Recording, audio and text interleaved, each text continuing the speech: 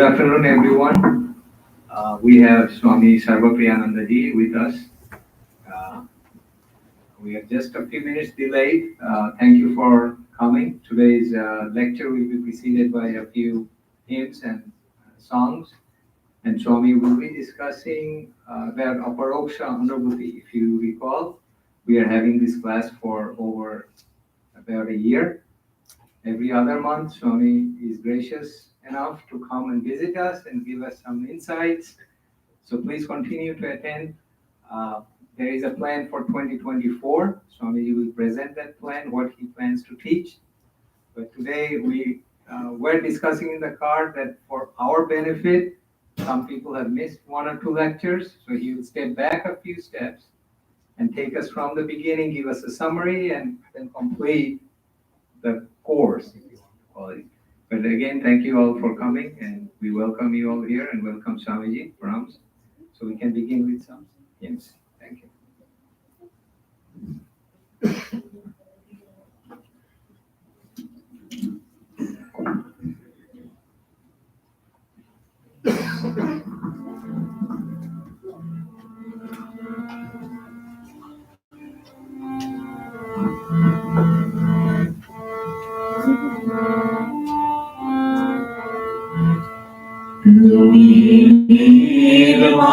Nirmalokaro, Mangalokaro, Mulinomalo Muchaye. Nirmalokaro, Mangalokare, Mulinomalo Muchaye.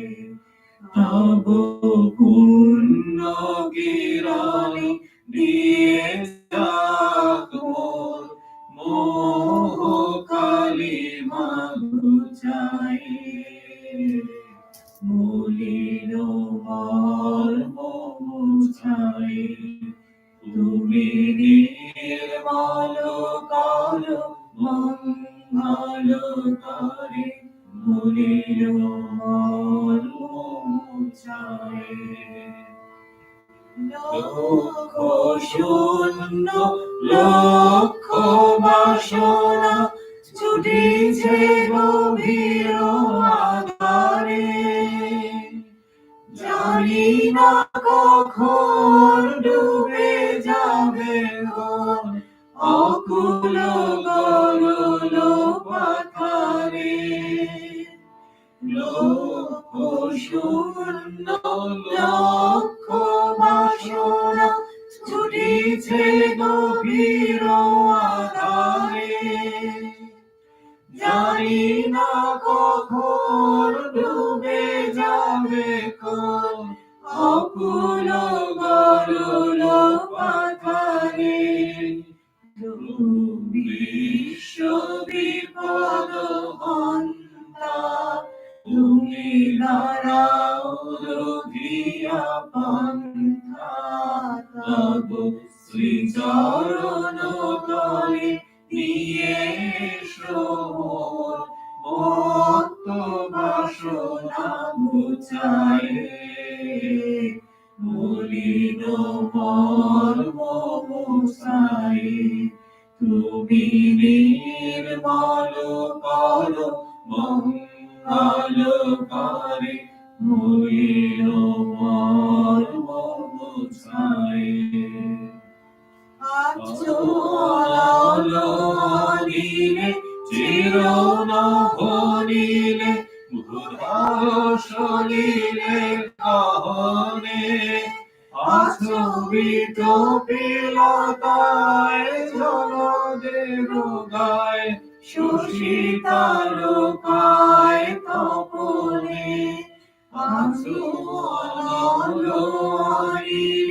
চিরন ভনিলে ভূষলিলে কাহনে আচবিত পিলতায় জলদের গায় সুশীতালোকায় তপনে আমি নয়নের বসন বাঁধিয়া বসে আধারে বলি গো কাঁদিয়ার আমি দেখি নাই কিছু, বুঝি নাই কিছু, দাও হে দেখায় বুঝায়, মলিন মর্ম মুছায়। তুমি নির্মল করো মঙ্গল করে, মলিন মর্ম মুছায়। তব পুণ্য কিরণ দিয়ে যাবো মোহ কালিমা ঘুচায়, মলিন মর্ম মুছায়। তুমি নির্মল করো মঙ্গল করে, মলিন মর্ম মুছায়।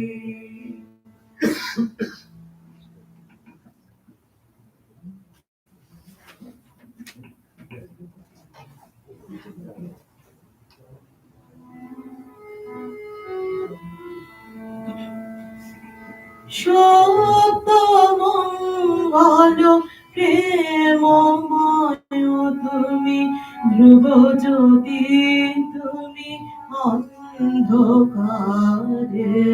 সত্য মঙ্গল প্রেমময় তুমি, ধ্রুব জ্যোতি তুমি অন্ধকারে। তুমি সদা যার হৃদে বিরাজ, দুঃখ জ্বালা সেই পাশরে সব, দুঃখ জ্বালা সেই পাশরে। সত্য মঙ্গল প্রেমময় তুমি, ধ্রুব জ্যোতি তুমি অন্ধকারে। তোমার জ্ঞানে তোমার ধ্যানে, তব নামে কত মাধুরী। তোমার জ্ঞানে তোমার ধ্যানে, তব নামে কত মাধুরী। যেই ভক্ত সেই জানে, যেই ভক্ত সেই জানে। তুমি জানাও জানে সেই জানে, ওহে তুমি জানাও জানে সেই জানে। সত্য মঙ্গল প্রেমময় তুমি, ধ্রুব জ্যোতি তুমি অন্ধকারে। তুমি সদা যার হৃদে বিরাজ, দুঃখ জ্বালা সেই পাশরে সব, দুঃখ জ্বালা সেই পাশরে। সত্য মঙ্গল প্রেমময় তুমি, ধ্রুব জ্যোতি তুমি অন্ধকারে।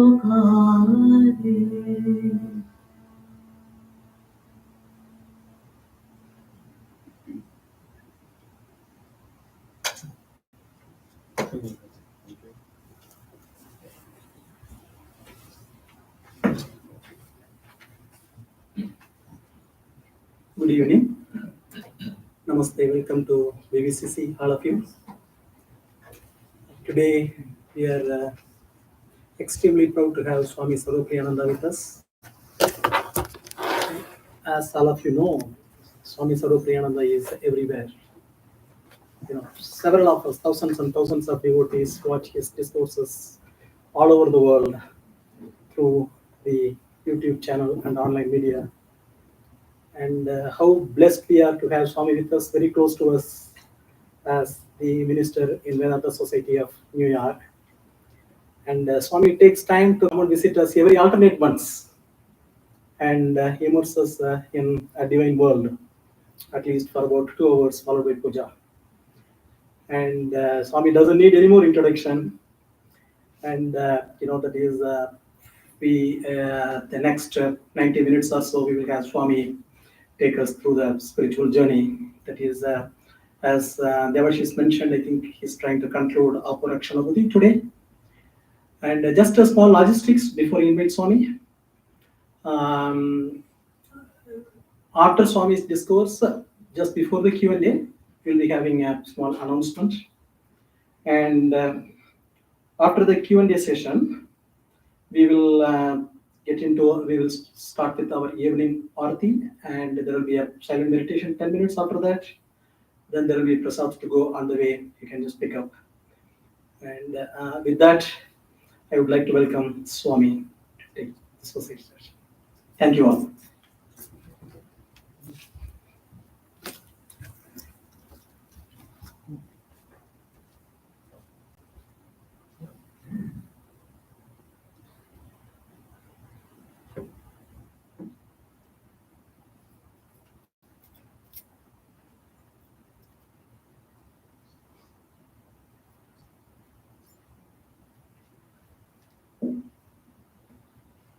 Om Asato Ma Sadgamaya Tamaso Ma Jyotirgamaya Mrityurma Amritam Gamaya.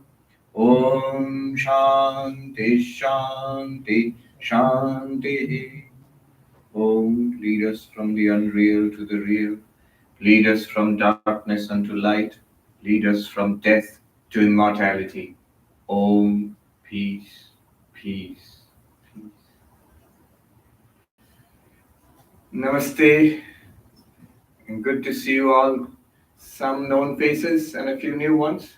Always good to see new people.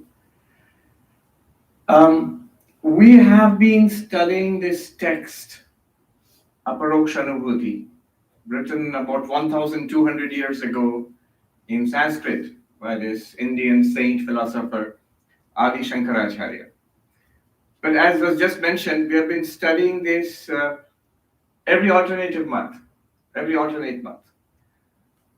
the consequence that people generally forget whatever has been done. There isn't much of a continuity. It's always good, but this gives us an opportunity to step back and take stock, to paint the big picture, as it were. So that's what I'm going to do today, and then we will give a concluding note on this text, and I'll tell you what I have a plan, a big plan, nice plan for next year. But right now, Aparokshanubhuti. But before we get into the text itself, the big picture, spiritual life itself. In Hinduism, and especially the teachings of Sri Ramakrishna, the understanding is that God realization, enlightenment, whatever you call it, is the goal of human life. Whatever we are seeking for in human life is this God realization. It's called by many names across different religious, spiritual traditions. In our own tradition, in Hinduism, it is called by names like moksha, freedom, mukti, again freedom. Buddhism and Hinduism both use the term nirvana. Jainism, the Sankhya philosophy in Hinduism, they use terms like kevala or kaivalya. There's another ancient word, apavarga, used in the Nyaya Vaisheshika philosophy, or salvation, or whatever you call it. Such a thing is possible. It is possible to transcend suffering in a deep sense. It is possible to attain deep, lasting, profound fulfillment in this life itself. What's the proof, you may say? The proof is, first of all, the example of all the saints, all the enlightened people across the different traditions. One thing you would notice, that those you consider to be spiritually advanced, to be spiritually evolved, you notice that they are very deeply fulfilled people, deeply happy people, happy in a very deep sense.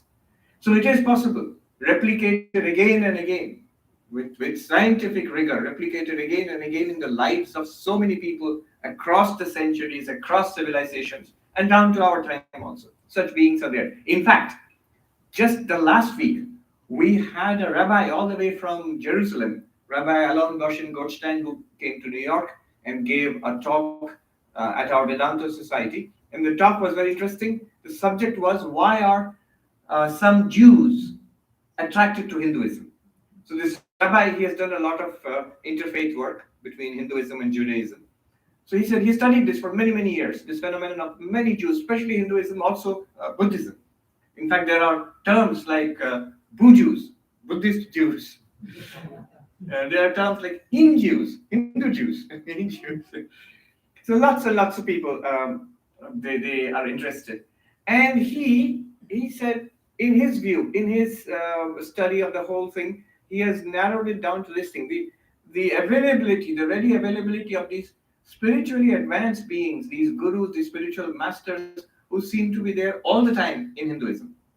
So quite apart from the philosophies like this or the meditation practices, and all of them, they are very attractive. But the actual living presence of spiritually advanced people, that's very attractive, and also it gives us a hope that we can also do that in our very lives. So that is the goal of human life. Swami Vivekananda put it this way: each soul is potentially divine, and the goal is to manifest this divinity, in this very life. So that's the goal of religion. Another interesting insight is that this goal can be attained in different paths.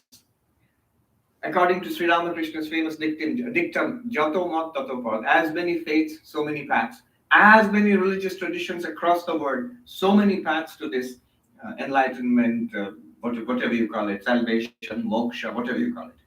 So there are different paths. One way of looking at it is, of course, the different religions of the world. But within Hinduism, tremendously diverse. There's another way of looking at these paths, and that's where I'm coming. I'm sort of telescoping down to this text. Goal of human life, God realization, enlightenment, that gives us deep fulfillment, happiness, transcending suffering.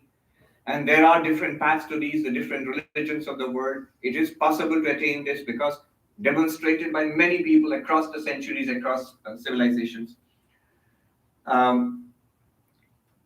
Another way of looking at these different paths is the different ways to spiritual enlightenment, the different paradigms. One paradigm is what is called in Hinduism the bhakti paradigm, the paradigm of devotion or love.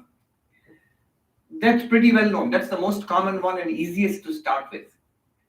That's the paradigm of God. God exists, and one should believe in God, one should have faith in God, one should love God, worship God, surrender to God, believe in this benign, guiding presence, protective presence, redeeming presence.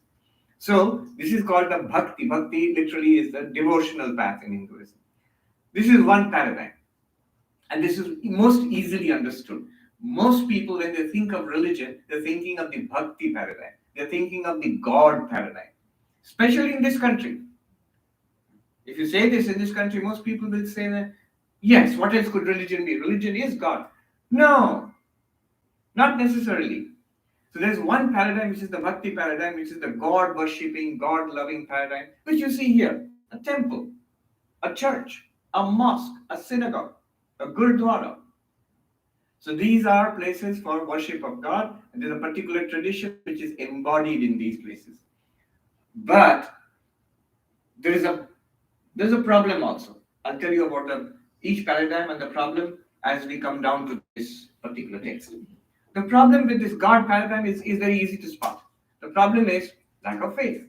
The God paradigm, the devotion to God, faith in God, will not work if you don't have faith. And it's not so easy. Every parent, especially I hear this lots from Indian parents, next generation, kids, they don't seem to be interested in religion. They don't believe in God. Not you. but there are, so it's not just Indian parents, and parents of all different religions, different ethnicities. They have this problem. Or ministers and pastors from across different traditions, they say the next generation is not interested, or there are so many people who are not interested. In fact, In this day and age, we probably have the largest number of atheists and agnostics that ever existed in the history of the human civilization. I think you would agree with that if you know, what the civilization is like across the world. It seems the more educated you are, the smarter you are, the cooler, quote unquote, you are, the less likely you are to believe in God and that sort of stuff. One of the leading atheists of our time, Sir Richard Dawkins, who wrote the book The Selfish Gene and many other books, he was interviewed, and he was asked that you talk about atheism. He propagates what is called militant atheism. If you look at on his debates with representatives of various religions, where he tries to attack the concept of God. So the kind of religion he's attacking is the God kind of religion. So he was asked, you talk about atheism, but very few people in the world are actually atheists. A tiny number, large number of people are, at least in name at least, they belong to some religion. They profess some kind of belief. And his answer was devastating. Richard Dawkins, his answer was devastating. He said, that's true. The majority of the people in the world, across the world, you will see, maybe 90% or more belong to some religion. But if you take a survey of Nobel Prize winners, and such a survey was actually taken of living Nobel laureates. If you take a survey of Nobel laureates, you will find 80% or more of them say they are atheists, or at least agnostics. Meaning thereby, the smarter you are, the less likely you are to believe in God. If you believe in God, you're likely to be a little dumb. If you're sharp and smart, you're likely to not to believe in God.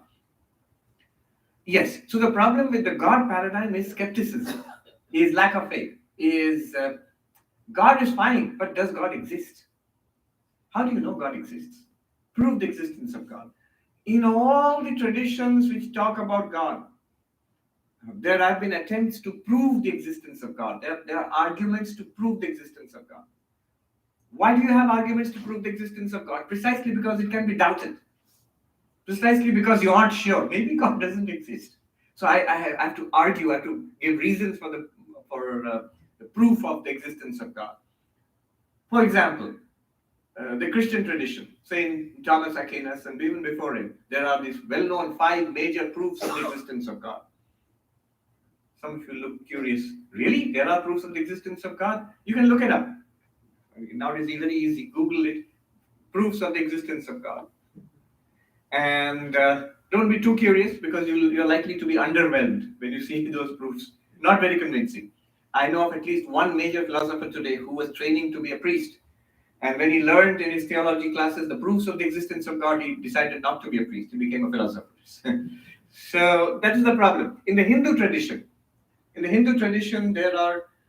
is the great logician Udayanacharya, who gives 9 proofs of the existence of God. Why were the Hindus interested in trying to prove the existence of God? Because they were debating against the Buddhists, who did not believe in the existence of God. So you have to try to prove the existence of God. Did they succeed? Who succeeded? Did the Buddhists succeed in disproving the existence of God? Did the Hindus succeed in proving the existence of God? Depends on who you speak to. Buddhists say, of course, we have disproved the existence of God. The Hindus will say, we won. We proved the existence of God. But anyway, the problem is that the existence of God can be doubted. And if you doubt, if you do not have faith, then the path of faith cannot begin for you. It will not get underway. As against this, there's a second paradigm of religion, of spirituality, that is called the path of experience. The path of experience says, not belief. You can actually experience God. Vivekananda, who was a young college boy in late 19th century Calcutta, how does he become this monk, Vivekananda? The transformation came because he went around asking great religious teachers in his time in that city, have you seen God? Not whether God exists, can you prove the existence of God? Do you believe in God, or why should I believe in Him? No. It was a very precise question he had. Have you seen God? And then he met his master, Sri Ramakrishna Paramahamsa, who said, yes, I have, and so can you. So this promise of God experience, not faith, but you can believe, you can actually experience God. Vivekananda would say later, if God exists, I should be able to see God. If I have an immortal soul, I should be able to feel it.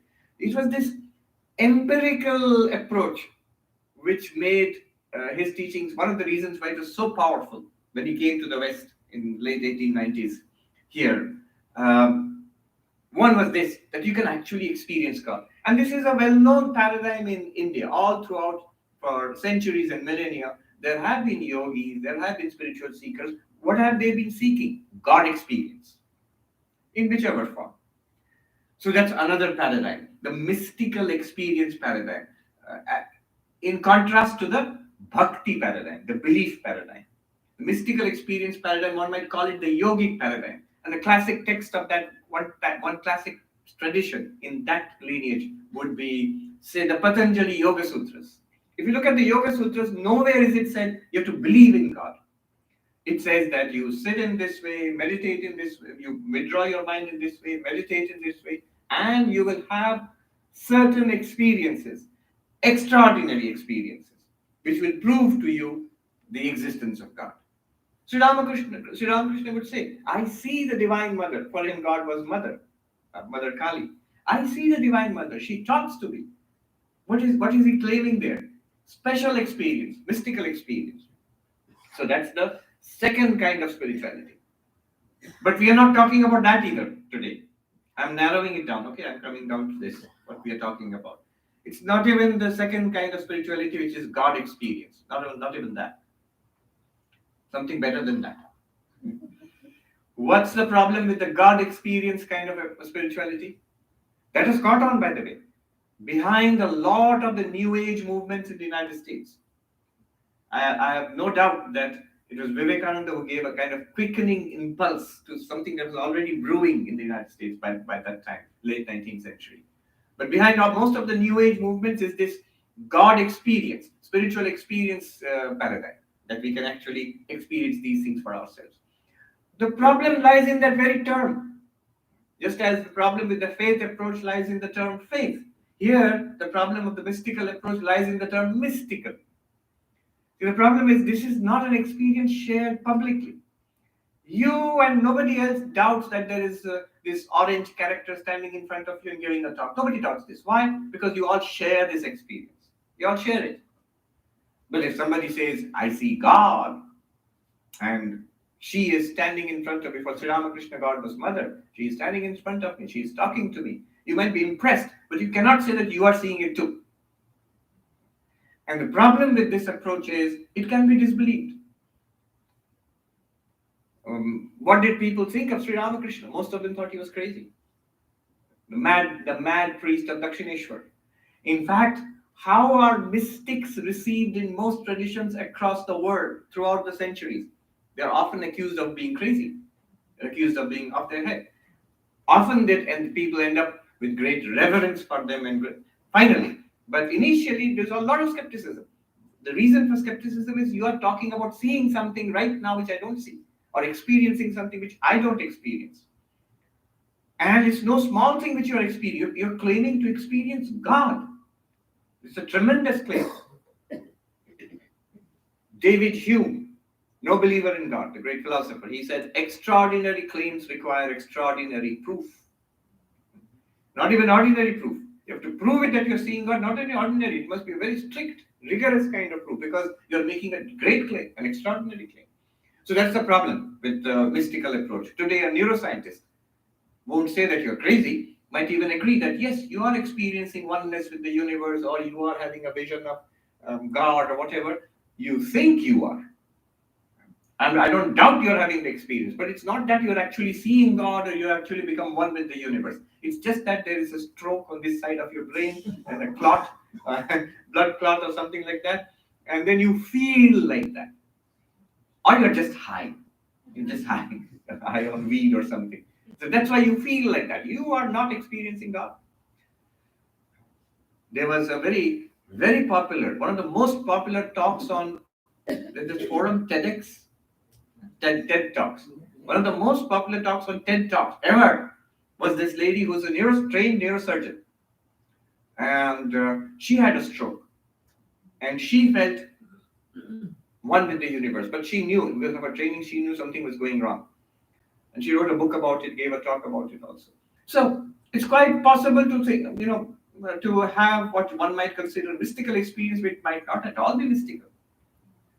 And even if it is, it might not actually prove what is claimed, that you are experiencing God. Maybe not. So it can be doubted. That's my point. It can be doubted. As against this, there is a third paradigm, and I promise this is the last paradigm. The third paradigm of spirituality, which this book belongs to, this third paradigm, which is less known, but it's really worth our attention. This is a paradigm which we might call the knowledge paradigm. In Sanskrit, jnana. The first one is bhakti. Second one is yoga. The third one is jnana. Jnana means knowledge. The knowledge paradigm. Here, we are not called upon to believe in God. No. We are not even called upon to have extraordinary mystical experiences. If you have it, good for you, but that's not necessary. No. All that is necessary in this path is our daily, our quotidian experience. Just this experience we are having of subject and object. You feel, I am experiencing this world. All of us feel that. The very structure of experience is subject and object. If you have the experience of being awake, and who hasn't? The experience of being awake, the experience of dreaming, the experience of sleeping, that experience is enough for the path of knowledge to begin. If you have the experience of yourself as a body, as a mind, that experience is enough for the path of knowledge to begin. Those who have studied this, they know I'm talking about the Pancha Kosha Viveka, the discernment of the 5 sheets, the 5 levels of the human personality. They know I'm talking about the discernment of Avasthatraya Viveka, the technique of the waking, dreaming, deep sleep. So all these techniques in this path, these approaches, they use available experience, not extraordinary experience. They do not call upon you to get some kind of future mystical experience. They do not call upon you to believe in it. So, this is the advantage of the path of knowledge. The advantage is it proceeds entirely on reason. In fact, it depends heavily on reasoning. And it proceeds on the data which is available to everybody. That's enough for you to become enlightened. It's also the direct path. The most ancient texts, spiritual texts available to us in all of humanities, of human civilization. In the Vedas, you have the texts called the Upanishads. They date back 3,000-4,000 years, maybe 5,000 years or more. Even most conservatively dated 500 years or more before the Buddha, which goes back 3,000 years. They're the most ancient available spiritual philosophical teachings in Hinduism and for all of humanity. And this is the path par excellence. This is the path of knowledge, the path of knowledge. There are elements of devotion there, there are elements of meditation there, but the peculiar path, the unique approach in the Upanishads, throughout the Upanishads, is this path of knowledge. It's strange, that which was the royal road, the direct road thousands of years ago, somehow that great highway has been neglected. It's grown over with moss and not traversed so much these days. Newer and more popular roads have come, which are much more winding, but they have many more stops and many more gas stations and many more, McDonald's, and Starbucks and all of that. And so therefore they have become more popular. This ancient royal road to spiritual enlightenment, what has been called the direct path. Direct because of 2 reasons.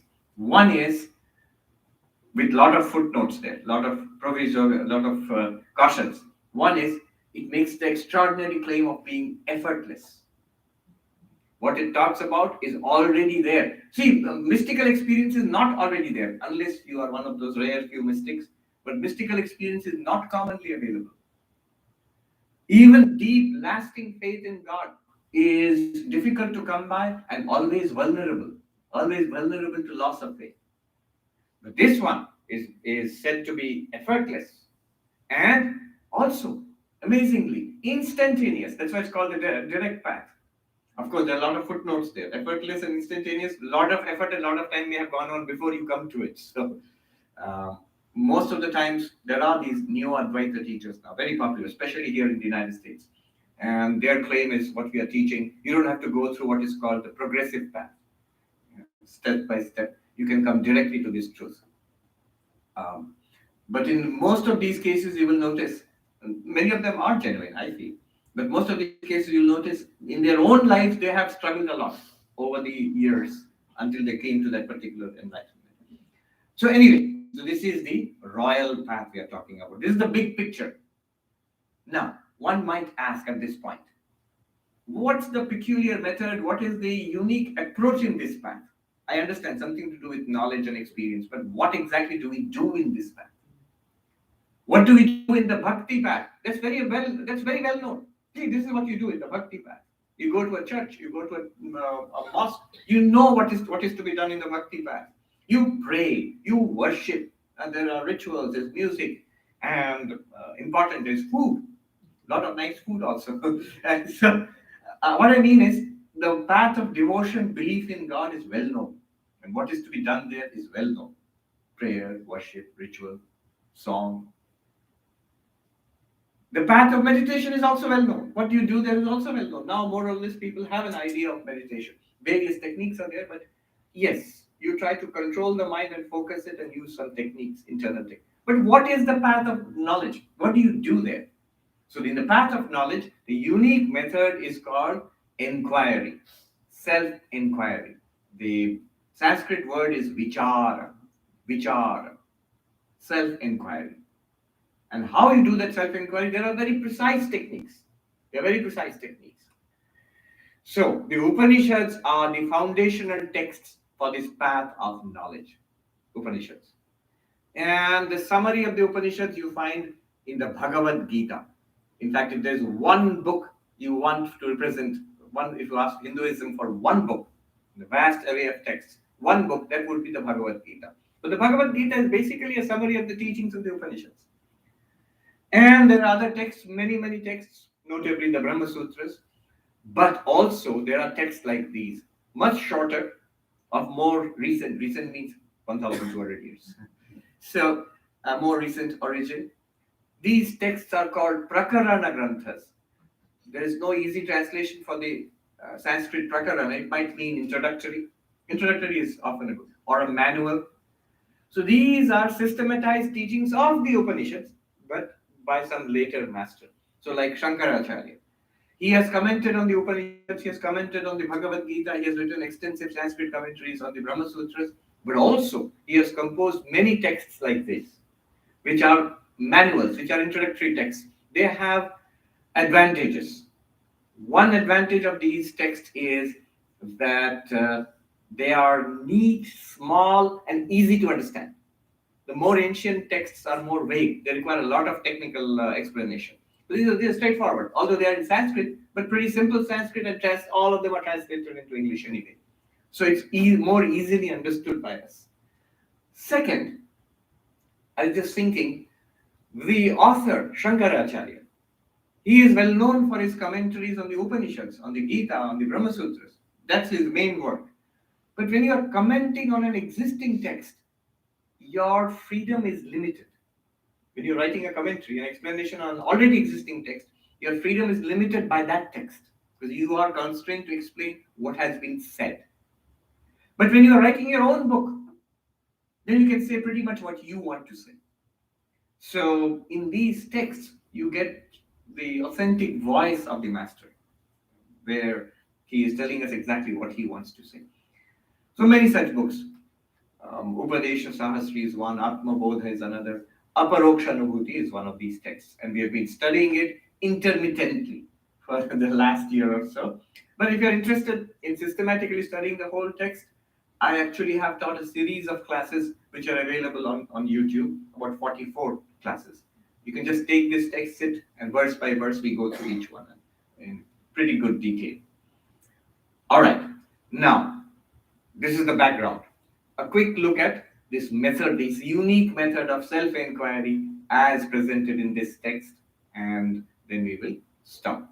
It's customary to begin the text with the invocation, which we did at the beginning of each class. In this class also, for the last time, I will do the invocation. The first verse of the text. I'll chant the Sanskrit as usual and translation. Shri Harim Paramanandam Upadeshtaram Ishwaram Vyapakam Sarvalokanam Karanam Tam Namamyaham. I bow down to him, to Sri Hari, the destroyer of ignorance, the supreme bliss, the first teacher, Ishwar, that is God, the all-pervading one, and the cause of the universe. So this is a salutation, typical the way these texts begin with salutation to God. But this book is about self-inquiry. What is the claim on this path? The central teaching of this path is Tattvamasi, you are that. The ultimate reality which we are all seeking, which in the God paradigm is called God, God of the universe. In this paradigm, in the path of knowledge, you are that. It's a path of self-inquiry. You're looking for the ultimate reality of this universe about yourself. It's a path of self-inquiry. The question asked here is, who am I or what am I? So it begins with an inquiry into oneself. Immediately, when we inquire, the way to do it is, the technique of this path of knowledge is that first you listen to the teachings carefully, then you think about it and ask questions, because at every step we must understand. This is a path of understanding. Without understanding, it won't work. In the path of devotion, faith, you're not really called upon to understand. I mean, in fact, we're told that you cannot understand the divine mystery. You have to have faith in it. But here, this path will not work unless you understand. It's like going to a class in the university and the professor writes down an equation and says, do you get it? And if you say, I don't get it, but you are great, so I believe you. That would be very exasperating for the professor. So similarly, in the path of knowledge, we are called upon to understand. What am I? Listen to the teachings, reason it out till we understand, get clarity, and finally there is Vedantic meditation or non-dual meditation. That which we have got clarity about, you settle down on it, stay with it until it becomes a living reality. You assimilate it, so to say. So 3 steps. Hearing, in Sanskrit, Shravana. Reflection or reasoning, in Sanskrit, Manana. And finally, non-dual meditation or assimilating what you have already grasped. In Sanskrit, Nididhyasana, non-dual meditation. 3-step process. Basically, you'll see that's the way any learning takes place. Anything that's deep and profound. How do you learn it? You read the book, you listen to the professor, and that's step 1. Step 2 is you think deeply about it, argue it out, this way, pros and cons, and so on and so forth, till you sort of begin to get clarity about it. And then even after that also, if that's not, you still haven't totally gotten it, then you sit with it until it becomes very clear. So that's the way we usually get knowledge. And this is exactly the same here. Hearing, reflecting, meditating. So first, our attention at each stage, one must look at one's experience, already available experience. So if somebody asks us, all right, who are you or what exactly are you? Even if we can't express it, because I am me, here I am. So I can point to myself. Yes, I am this. We start with the body. We start with this, whatever it is. So then the path of knowledge will ask us, the inquiry, the process of inquiry begins with the body. Are you the body? You, this being, are you the body? And then we were told, notice something about the body in your own experience, that it changes. From birth to babyhood, to childhood, to youth, to middle age, to old age, it changes. To death, it changes. The body changes dramatically over the years. And doctors assure us it is changing continuously all the time. All right? So, but you don't change. You're the same person. All of us, we claim that one who was the baby, was the youth, was the middle-aged person, and is the same person in this old body. Same. But if I am the same being and the body is changing, is not the same, it's changing dramatically, it's a stream of matter, then maybe I'm not literally the body. actually the flesh and bones. So what are we doing here? We are giving arguments based on our experience. Remember, these arguments are not mathematical proof. They will not demonstrate directly the result. They are more like lawyers argue in court in order to persuade you of the case. So multiple arguments will be given. One argument is changing and unchanging. You have an intuitive feel for yourself as unchanging through time, and the body is clearly changing through time. So the changing and unchanging cannot literally be the same thing. This is one argument. What's thinking about? Is it a good argument? I think it is. Is it a conclusive argument? No, it isn't. Then another argument is given. Multiple arguments. In this book, 7 or 8 arguments were given. I'll just give you the top 3. The hits, the top hits. The second argument that was given is, notice that the body is an object. It's a thing. Like this. This is a thing. This sweater is also a thing. It's an object. Object means it's an object to my awareness, that I am conscious of it. I'm the subject. I know it. I can see it. I can touch it. So exactly like that, the body is also an object. I can see it. I can touch it. Every one of my senses, seeing, hearing, smelling, tasting, touching, it can operate on the body. I can objectify it. So what? We do not think of ourselves as a thing. Everything is an object to me, but I am the subject of all knowledge. I am that which knows, that which experiences, and everything else is experienced. For me, everything else is an object. It could be a living object like your body, or a non-living object like the chair you're sitting on, but they are all objects to me. Well, the path of inquiry draws our attention to something we don't think about. Notice this object, this thing, is exactly true of your body. It's also a thing. And if you look inside the body, you'll find things. The more messier things, the more gooey, sticky, icky things. So the body is a mass of things, bones and tissue and flesh and organs. It doesn't seem like me. Whatever I am, I'm not this stuff. I've often mentioned one of the nice emails I received several years ago was by a doctor who said, I have been looking at scans of the body all my life. And just suddenly I had what's it called? A kind of insight, an epiphany. Where am I in this? Where am I? This is a machine. It's a biological machine. Where am I, this person, in this? So it's an object. I am the subject. I'm here, but not this object literally. The third argument would be, so the subject cannot be the object. Therefore, body is clearly an object. I am not an object. Then the next argument is subtle. The argument is, I am aware of the body. The body is not aware.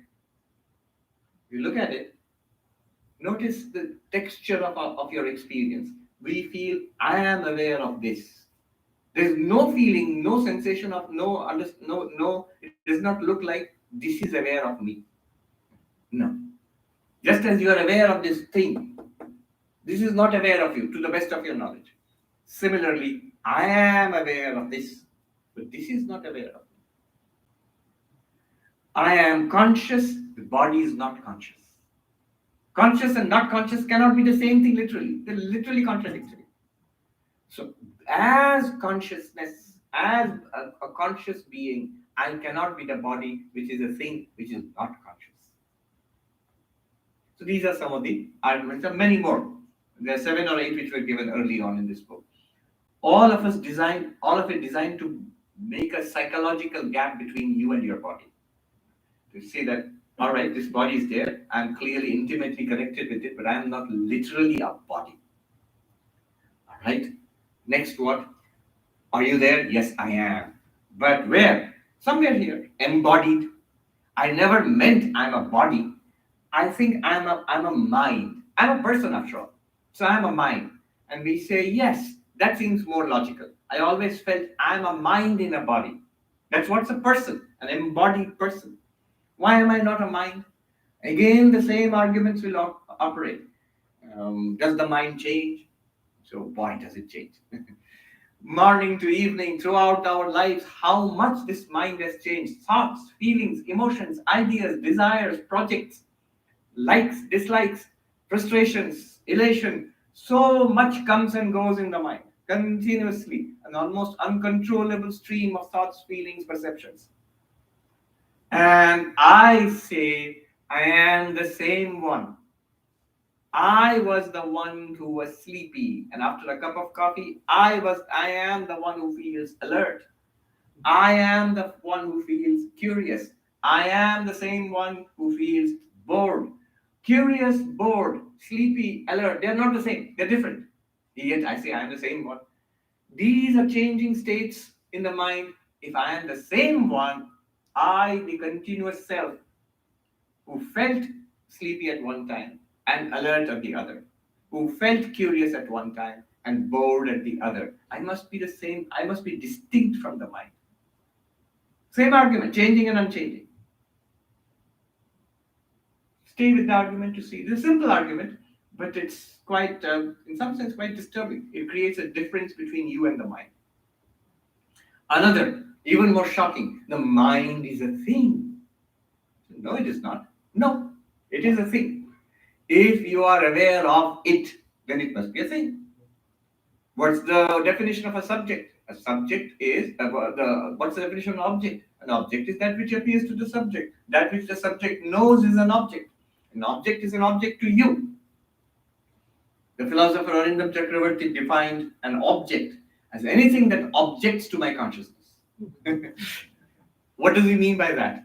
Think of your awareness as a field. You're going out there. Then it runs up against something which object to your awareness. This one, this one, this one.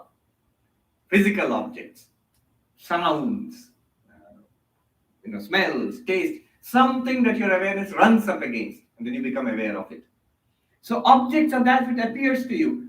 The thoughts, emotions, memories, do they appear to you? Yes. Internally, we are all experiencing it. It's what's called introspection. We're all experiencing the contents of our minds. So the mind also is an object or a collection of objects. You are the subject, and subject and object cannot be the same thing. And in the same way, even more shocking, subtle but very interesting to see, the mind is not conscious. You are conscious of the mind.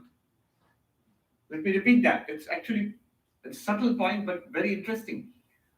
If there's anything that we take as being conscious, it's the mind. But Vedanta says even the mind is not conscious. You are conscious of the mind. Simple example I often give. Think a thought. The moment I say think a thought, the mind is very mischievous. When you tell the mind, don't think anything, the Swami has told us to meditate, the mind will be full of thoughts. Now the Swami has told us to think a thought. Please, mind, give me a thought. Blank. Mind will be like, what thought?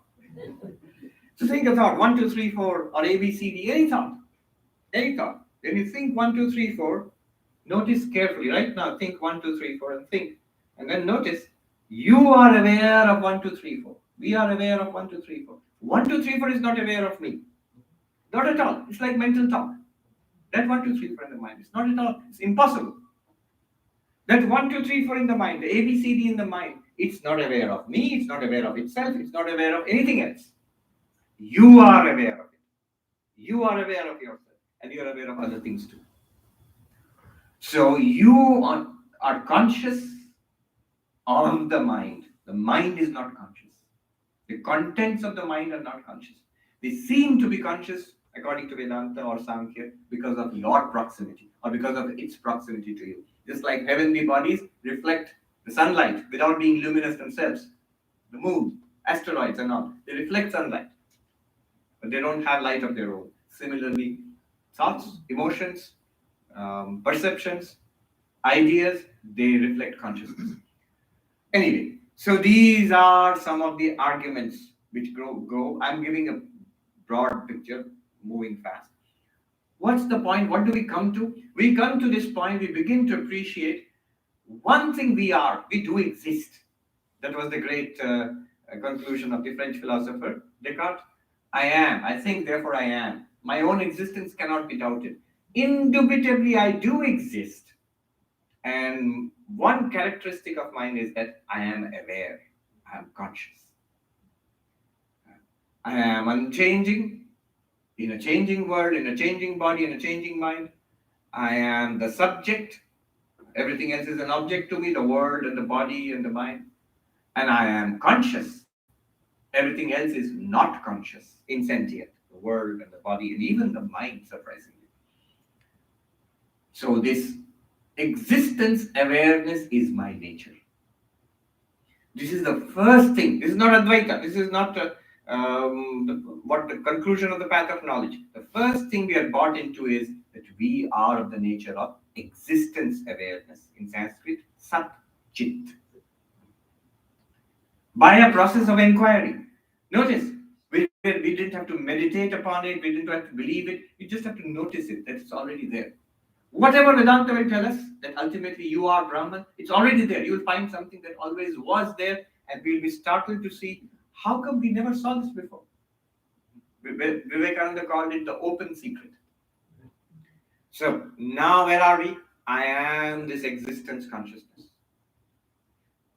Just as an interlude, notice the difference, the sheer difference in approach from the devotional approach or the meditative approach. This approach, do you see how different it is? It's a question of inquiry based on facts right now. It wouldn't be out of place in a philosophy class. I've been asked to give talks to, in university professors, and I talk about this, they're perfectly comfortable listening to this. If I started talking about belief in some Hindu deity, they would be puzzled and then annoyed if I started talking about that. But this one, people are very comfortable with this.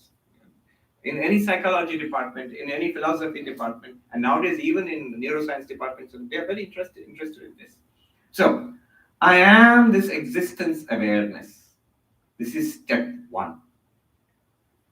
And Vedanta tells us at this point to shift your identification from the body-mind personality to this existence awareness. I'll repeat that. Identification of the I. What does identification mean? It means this. When I use a word, book, it means this object. We immediately understand. Book, table, table. When I use the word I, not this I, vertical I. When I use the word I, what does it refer to? Word book refers to this. What does the word I refer to? Earlier, without any investigation, the I always referred to this. The body mind, the person. Now, with our investigation, right now it is revealed, I am awareness. I am existence awareness. So Vedanta asks us, based on your own discovery, you must make an effort to shift the meaning, the reference of the word I to awareness, not to this body mind. Not to this body mind. It's a subtle point. You have to wrap your mind around it, and all of this has to be done through the mind only, through the intellect. What good will it do? Enormous good. Enormous good. It will directly solve 80% of our problems. Not all. It won't solve your social media problems, your parking problem, your health insurance problems, relationship problems, but it will solve it all at a deep existential level. You will realize that person who was having these problems, you're not that person anyway. In one sense, that person doesn't exist also. You are this limitless awareness, existence awareness. How it works is this. The real problem is not even identification with body and mind. The moment you become identified with body and mind, the characteristics of the body and mind become your characteristics. So I am awareness, but I've forgotten that completely. I'm not even aware of it. I'm not aware of my nature as awareness. I'm aware of this body, mind, this personality, this Sarvapriyananda personality, and I'm quite convinced I am this. Immediately what happens? I am tall, or I'm skinny, or overweight. Skinny and overweight, where do these things come from? Body. Is consciousness overweight? Can you have consciousness which is 200 pounds? No, that's ridiculous.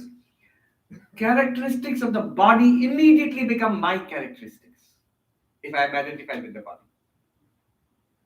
A pain in the body, I am in pain. I never say I am aware of the pain. A student of Shankaracharya in one of the books, Upadesha Sahasri, when Shankaracharya says, the body and its characteristics are objects, it's not you. It's just like this object. You don't think you are this, similarly, you are not this body. Exactly like that. Then the student objects. And he says, no, when you hit this, nothing happens. But when somebody gives example, somebody burns my body, it hurts. There's a difference. It's not an object. This is an object. This is not an object because when you hurt the body hurts. What will be the answer? Shankaracharya gives the answer there. But that hurt, that pain of the burning, is that not an object too? Aren't you aware of it? The pain? When I said this once in a class in the university, there was this young kid. He was pinching himself. What are you doing? I'm trying to see if the Swami is right. Pinch yourself and there'll be a pain. Notice, pain is located in the body, just as the body is an object of awareness, the pain is also an object of awareness. It's not in you, the consciousness. You illumine it. You experience it. But it's an object. Because you experience it, it's an object. Whatever you experience is an object. You're the subject. If you think in this way, I am aware of the pain. I am not in pain.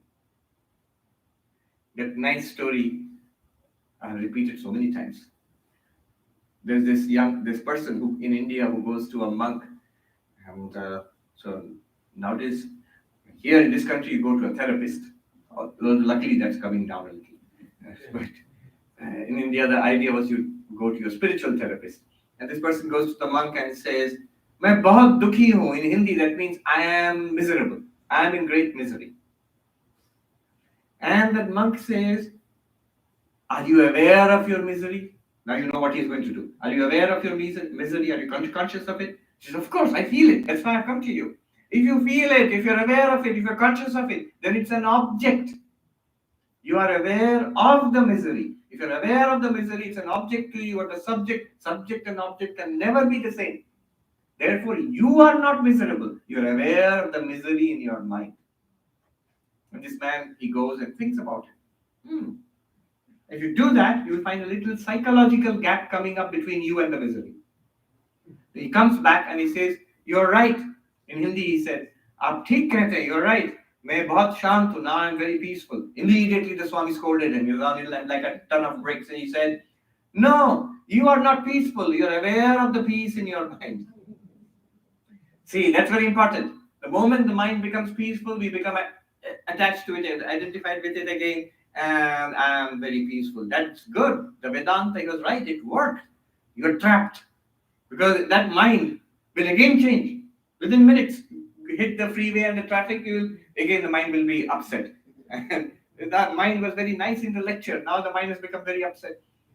That's an object. Even the peace in the mind is an object to you. Even the restlessness of the mind is an object to you. You are peace itself. You are not peaceful. You are peace itself. You are the peace that cannot be disturbed. In the Bible, Jesus says, peace that passeth understanding. Literally, Vedanta takes it literally. Understanding is a functioning of the buddhi, the intellect. The peace that passeth understanding, that transcends understanding, is your very nature, the nature of the Atman itself. So, the takeaway at this stage is, there is a tremendous benefit in noticing ourselves, our nature as consciousness, not body, not mind. Empty the consciousness of body-mind. Keep it as an object. One of the most profound things I ever heard a monk in the Himalayas saying is, I'll tell you in Hindi and translate, Jo jahan ki cheez hai Mahatma ji, usko wahin rehne do. Oh monk, do not misplace things. Keep things where they belong. Pain belongs in the body, not in you. Upset belongs in the mind, not in you. So all our problems are body-mind problems, are personality problems. Consciousness, existence, awareness has no problem at all. The more we dwell in this clarity, the more free we will feel of our personal problems. Don't go and tell people who are suffering in the hospital or in a war zone or something, hey, you have no problems, you are awareness, just be aware of everything and you. No, don't do that. But we can do it for ourselves. It will work. So that's just the first lesson which this book teaches us. The next is this very awareness is the reality of the whole universe. It's a huge, huge step. I will not go into that. This entire universe is now what for you? The object. You are the subject, you are consciousness, and everything else is an object. What is the relationship between you, the consciousness, and anything that appears to you? I will not go into it. It's an enormous subject. It has been dealt with in detail. The final conclusion in Advaita Vedanta in this path is that the object is literally an appearance to consciousness, in consciousness, nothing but consciousness. The universe appears to you, in you, and it is nothing but you. One example will work here. In our dreams, when we forget that we're sleeping and we are in a dream, we don't even know that we are dreaming. Then we meet people, we go to places, we see the sky and the earth. We can also see ourselves, we are there in our own dreams. And when we wake up, what do we realize? We realize two things. I wasn't actually there. The whole thing was imagined in my mind. It was a dream. It was imagined in my mind. Second thing we realize is whatever happened there, whoever I met, wherever I went, all of those were nothing but my dreaming mind. The people there were not people, they were my mind. The sky and the earth in the dream were not sky and earth, they were my mind. The cup of tea I had in my dream was not a cup of tea, it was my mind. Is that true or not? It's true. And that's what a dream is. It's constituted of the dreaming mind. Now that's an example. Vedanta wants to say is, whatever we experience here, every object is nothing but fundamentally this one underlying consciousness. This might sound crazy, but interesting support is coming in from quarters nowadays, from neuroscience, from the philosophy of mind, from physics, I gather. It's beyond my expertise, far beyond my expertise. But if you are interested, a couple of recent dialogues I had with people working at the cutting edge of science. Bernardo Kastrup is one. If you look it up, there's a dialogue. There's a dialogue with Donald Hoffman, University of UC Irvine, I think. Coming from, not from Vedanta, not from the path of knowledge in the ancient Upanishadic texts, but from cognitive science, from neuroscience, and physics, cutting edge physics. And they are beginning to say almost the same thing, very much similar things, very much similar things. At least it's not mainstream. By far, it's not mainstream. But at least you're seeing echoes of this. And it's interesting that they're coming from an entirely different source, not from. I remember this meeting I had with. Some of you may have heard of Deepak Chopra. So before the dialogue in the green room, he said to me, Swami, in Hindi, and I'll translate. Swami, ये लोग जो बोल रहे हैं, ये सब हमारी चीज लेके बोल रहे हैं, credit नहीं दे रहे. These things the scientists are now talking about, they are taking it directly from Hinduism, Buddhism, and they are not giving credit to it. I said, Deepak, it's good that they are not giving credit to it. If they are coming at it entirely from, some are coming at it from a materialist, atheistic perspective, not from Buddhism or Hinduism. Some are coming at it from a scientific perspective. So in different ways, some are coming at it from a modern philosophy of mind perspective. Not at all from a Buddhist source or a Hindu source. And from that source, if they're coming and saying the same thing, it strengthens your case, it strengthens my case. If they had just read, if they had just heard your lecture and said, oh, I heard Deepak Chopra say this and I'm saying it, people will dismiss it. They'll say, oh, he just follows some guru from the East.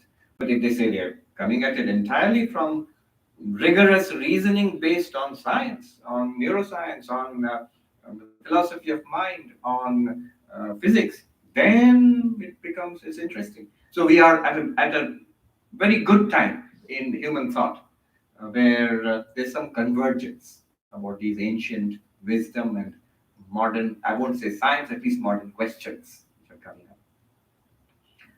All right. So this is the reasoning part of it. You have questions. We will take up these questions now.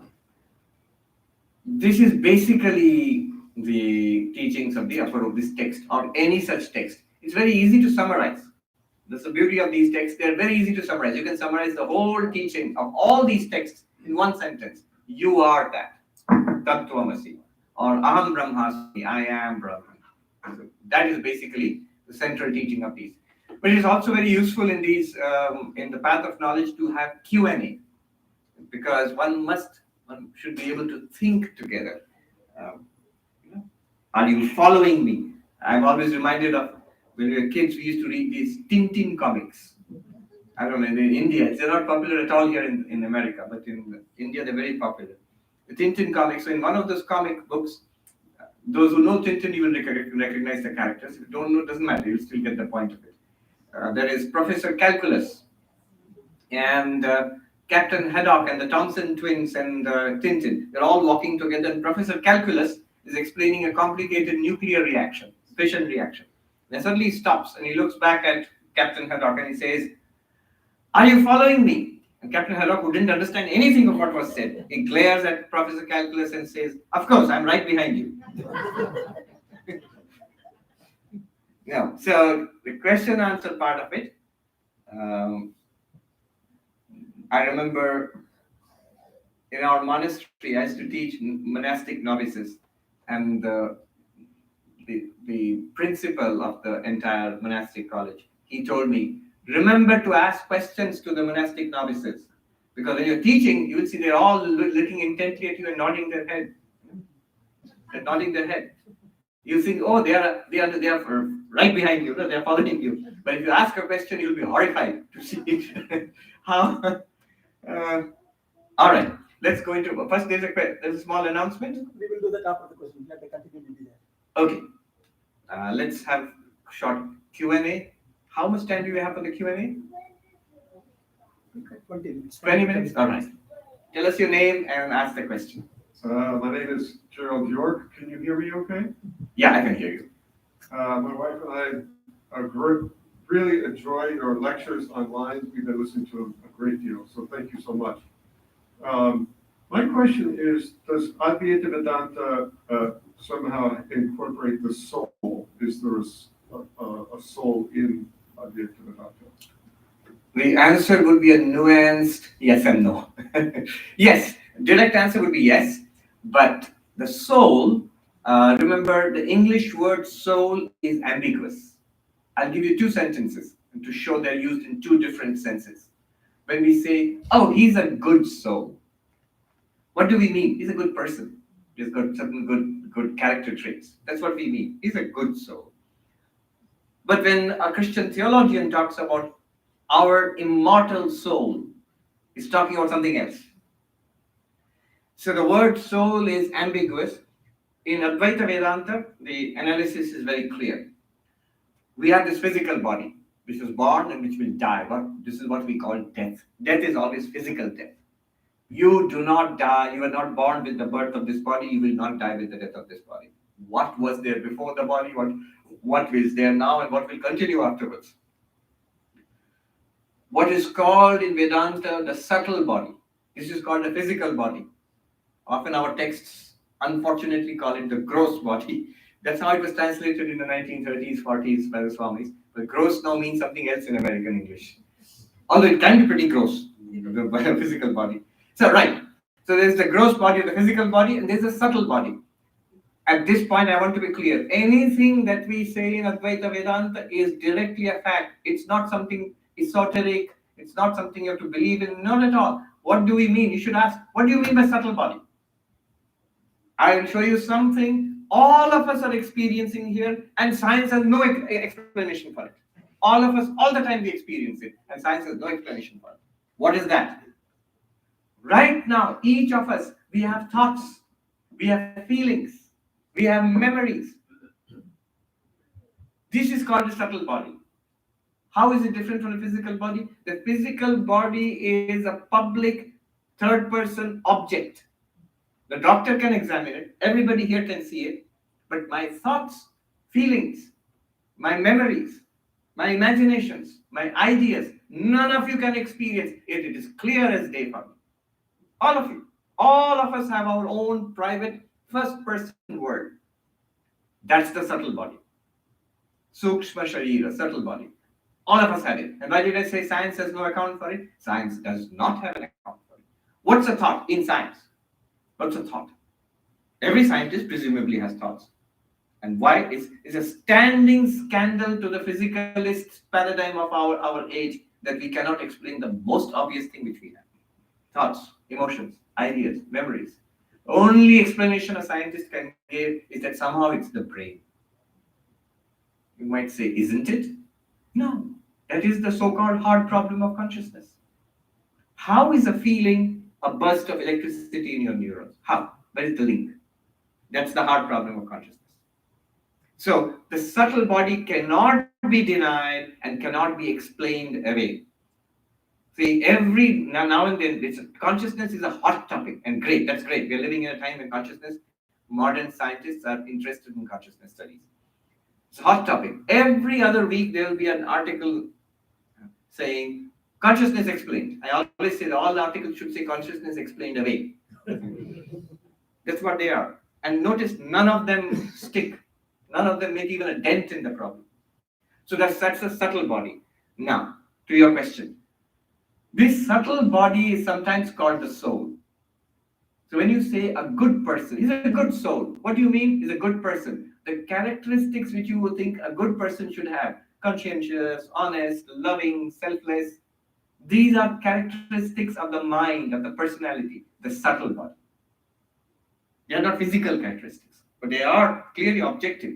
Objective in the sense you experience them. The world would consider it subjective. For us, it's objective because it's an object. Our feelings, our righteous feelings, our conscientious feelings, our feelings of love and selflessness are objects to our consciousness. So that's the soul, the subtle body. One meaning of the soul. The second meaning of the soul would be you, the consciousness to whom the physical body and the subtle body appear. You are not the subtle body because it's a body. You are not a body. You are not the physical body. It's a body. You are not a body. You are consciousness itself. That pure consciousness, that isness awareness which we were talking about, in Sanskrit that's called the Atman, and you can call it the immortal soul. However, there are several qualifiers there. It's not a thing. The physical body is a thing. Even the subtle body is a thing. A subtle thing, but a thing. But you, the pure consciousness, you're not a thing. You're more than a thing. You are the reality of all things, basically. Anyway, leave it there.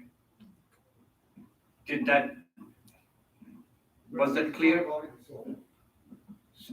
So, Is the subtle body, which is the body mind, the soul? the body is the physical body, and the subtle body is the mind, basically. So, body-mind is physical body and subtle body. So, subtle body is one meaning of the word soul, and it's not not what Vedanta means by the soul. What Vedanta means by the soul is the witness consciousness. Notice, at the death of the physical body, the claim is that the subtle body goes on. That's what lives and goes on from lifetime to lifetime. So that's, in religion, that has been considered the soul often. But Vedanta, Sankhya, most of the Indian philosophies, they do not consider that mind also to be the soul. Soul, if you mean the essence of who we are, is consciousness itself, is awareness itself. Yes. Somebody else raised their hand? And the gentleman there. Namaskar, Yes. Swamiji. My question is about. Tell us your name and ask the question. My name is Santosh Atkar. The question is about bhakti, devotion before and after the jnana. So I'm referring actually to Shankaracharya's another verse called Satyapi Vedapagame Savaham Namamakinastam. So in that actually what happens, how can he be different after the jnana? When Yogamaya case happened, how can he say that the way the wave is off Samudra, ocean, I am not, sorry, I think I understand what you mean. So to explain what he's asking is that what about bhakti, devotion, love of God? And then he quoted a verse from Shankaracharya himself who says, although when all difference is lost, I and you are one, and yet I belong to you, you do not belong to me. The wave belongs to the ocean never belongs to the wave. There's a verse. Yeah. So it's a good point. I wanted to mention this. Remember, a healthy, wholesome spiritual life must have elements of devotion, of action, of meditation, and knowledge. And knowledge. This is important to stress. Swami Vivekananda was all for the harmony of the yogas. He said, we are capable of action, we are capable of feeling, we are capable of thinking. So there must be knowledge, there must be love, there must be service in our lives. There must be meditation, focus. So all the yogas have their role to play in a balanced, in a wholesome spiritual life. Some people love this. The danger of loving this to the exclusion of others is the danger is that we might end up being a dry philosopher. I read the books, I know the arguments, and that's it. But that's not enlightenment. All right, now your specific question. So devotion has a role to play in shaping a wholesome spiritual life. All the traditional monks, Advaitic monks I've met, they have their own devotional practice, as we have. There must be a place where you put your love to the divine, not to the world. Otherwise, what will happen is that there are dangers for this path. What will happen is the intellect may grasp something and the heart will still be focused on the world. See, desire is at the level of the heart. Desire is not at the level of the intellect. Understanding is at the level of the intellect. You may grasp something intellectually, but the mind is not purified, the heart is not purified, our tendencies will still be worldly. And then there will be a conflict. We will say the Brahman is real, the world is an appearance, still wanting things in this world to be this way rather than that way. We might say, oh, that's an object. I am not an object. I am the witness of the object, but I still want this object to be like that. So that's the problem. Devotion, so my answer to your question is, before enlightenment, devotion is most helpful, highly recommended. Highly recommended. It is very nourishing for your spiritual life. Even for the path of knowledge, it's very nourishing to make it a balanced path of knowledge. Now, after enlightenment, you realize, I am that. Bheda apagame means when all difference is erased. When you realize that difference is an appearance. When you wake up, snap up from the dream, you realize everything in the dream was I. I was appearing in all those ways. Now, why cannot I say I am God then?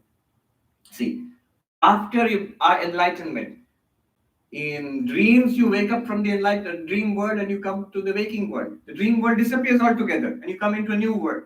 But after enlightenment, that example doesn't hold.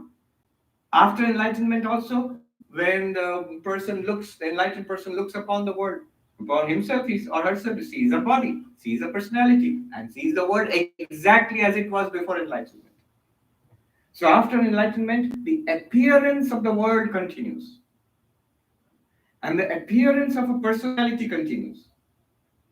So that appearance of the Shankaracharya personality, which continues after enlightenment, can have a deeply devotional relationship with God also. It works like this. He uses the example of ocean and wave. It's a good example. Let me use that example. The wave cannot say to the ocean, you are mine. I am always yours. I am a part of you. However, difference is erased means I, the wave, and you, the ocean, we are one water. Being one water, we realize our essential identity. But as long as it appears as wave and ocean, the wave can only have a relationship of devotion to the ocean. Knowing full well, I am one with you. Hanuman, a very beautiful verse is there. Hanuman, I'll tell you the Sanskrit verse and then translate. Srinathe Janakinathe Abheda Paramatmani Tathapi Mama Sarvasva Sri Rama Kamalalochana. Hanuman says, Srinatha, Vishnu, the Lord of Sri Lakshmi. Janakinatha, that is Rama, the husband of Janaki Sita. Abheda Paramatmani, as one limitless consciousness, they are one and the same. Vishnu and Rama, and indeed I also. We are all one and the same. Vishnu, in that verse it is said Vishnu and Rama are same. Abheda. So you love Vishnu and Rama in the same way? He says, Tathapi, even so. This even so comes from love. It's not a logical conclusion. Even so, for me, everything is my lotus-eyed Rama. For me, my lotus-eyed Rama, Sarvasva, Mama Sarvasva. I know, by knowledge I know, Rama is an incarnation of Vishnu, they are the same. He goes even further. That verse which Sri Ramakrishna loved very much. He says, Hanuman says to Rama, Rama asked him, to Hanuman he asked, what do you think of me? How do you regard me? Hanuman said, Deha buddhya dasoham. As this person, as this body, Hanuman, I am a servant, you are my Lord. Ramachandra, you are my Lord. Jiva buddhya twadam shaka. As a sentient being, I am a part of you. You are the ocean, I am a wave. As a conscious being. In this life, I am Hanuman. In this other life, I was something else. But that conscious being, I am part of you, the vast consciousness. Atma buddhya tvamevaham. As pure consciousness, not body, not mind, not an individuality, as limitless awareness, you and I are one. Atma buddhya tvamevaham iti me nishchitamati. You and I are one. Hanuman says to Ramachandra, I am your servant, you are my master. Correct. I am your part, you are the whole. I am a tiny spark of you. I am one with you, but as a spark, as a tiny bit of you. And he says, I and you are literally one thing. In that sense, bhakti can continue. Just one sub question to that. So in this example, you mentioned that Vishishta Advaita. Yeah. So in the earlier one also, is it Vishishta Advaita that he is being a Jiva Buddhi or Jiva Buddhi. You can connect it to Vishishta Advaita. Part and whole relationship. Chit Achit Vishishta Brahma. So after the Satyadi Bhedadama, she is again becoming Jiva Buddhi and devotee. Yes, he is. But remember, his knowledge will be, I am with you. But then, as this Hanuman personality, which is also I cannot deny, it's there. As long as it is there, it is the servant, you are the Lord, which is good. There is a saying, duality, separation. Bodhat prak dvaitam mohaya prapte manishaya bhaktyartham kalpitam dvaitam advaitadapi sundaram. Before enlightenment, the sense of difference leads to delusion. I am this, you are all separate from me. After enlightenment, the imagined difference, the visualized difference between yourself and God is. Why would you do that? Why would you imagine a difference where there is no difference really? You would do it, he says, bhakti artham, for enjoyment of love. He says it's more beautiful than non-duality, more beautiful than Advaita. Sri Ramakrishna was asked by a devotee, when you are in samadhi, is there any sense of I, individual ego? It's there in the Gospel of Sri Ramakrishna. He was asked, when you are in samadhi, you are absolutely absorbed in God consciousness, is there any sense of individual existence? I, Ramakrishna. He says, sometimes by the grace of God, a trace of the ego is there, I. And that is there for the purpose of enjoyment of love. As long as there is some I and you, then only the experience of love is possible. And then he says, at other times, the sense of I goes away completely. What happens then? You cannot express. Then he says, a salt doll went to measure the ocean. It took a few steps into the ocean and melted away entirely. Who will come back and say what? So that's the non-dual experience. There's an experience of samadhi, nirvikalpa samadhi. Yes. Maharaj, can you hear me? Yes. My name is Deepar Ghosh. Actually, I have a simple question regarding the path of knowledge. As a normal human being, as we traverse through life, for the most part, we are transactional. We are looking for, okay, what I'm doing something, what I'm going to get in return. Yes. We are looking for value proposition of anything. In the path of bhakti, the value proposition concept doesn't go away because it's all about emotion, right? Because you're trying to love God, that's the reason you are basically engaged in devotion and everything else. Moving away from the path of bhakti to the path of knowledge, everything is basically, as you said, is based on reasoning and logic and everything else. And here lies the problem that I see it from an ignorant soul point of view. Point number one is, one may say in the path of knowledge, you would say, okay, the body that I'm having the pain in, I'm not that body. The mind which I'm suffering, I'm not the mind. But in reality is basically we still suffer, right? Even though we have the knowledge. Do we? But Wait. Do we? yes. As a normal human being, when I'm in pain, I feel the pain actually, because my Yes. identification with my mind and body. Because of your identification with the mind and body. If you Right. did not identify with the mind and body, Correct? What That would it happen? will not take place, right? yes. But that state of mind will come only through Savana, Manana, Nidhyasana. When Yes. that happens, that will come in later on. yes. Right. Yes. That's my point. So my question is, at this point zero, base level, I don't have that knowledge, the realization actually, right? So I don't have that one. Right. Number one. Second point it says is the fact you go to the path of knowledge. No, let's just stay with the point number one. Right. We don't have that knowledge. Correct. And the whole effort is to get that knowledge. Correct. But getting the knowledge itself, but putting that into practice so it becomes part of my DNA are two different things, right? Right. So there's a whole process. We did some of those. The meditation techniques, 15 techniques of meditation are there. There's a third stage when you assimilate the knowledge, when you live that knowledge. Yes. Correct. Okay. So now the question comes in, other value proposition that comes in is the fact is that going to this path, ultimately the end result is that we basically get out of the so-called the life and death cycle and all the suffering that comes through the process, right? The question I have is, in this life, I may not have that realization actually. So it will take maybe multiple iterations of my journey through life, right? When that happens, in current state, my identification is my mind and body. That state, where that happens with a different mind and body, is a totally different human being actually. Is it? Because that's what we discussed. The body will die at physical death, but the subtle body goes. It's not a totally different mind. See, the mind the mind which you had as a baby is very different from the mind you had, but still Correct. you are the same human being. Correct. And according to Vedanta, it is the same person who's going through many lifetimes. Correct. But that's at the intellectual level. My current level state zero. That value proposition, the return I'm going to get at some point, I cannot relate to that. You cannot relate to it. That's why in Vedanta the goal is realization in this very lifetime, here and now, always in Gita also, here also, ihaiva, here in this life, we must look for it.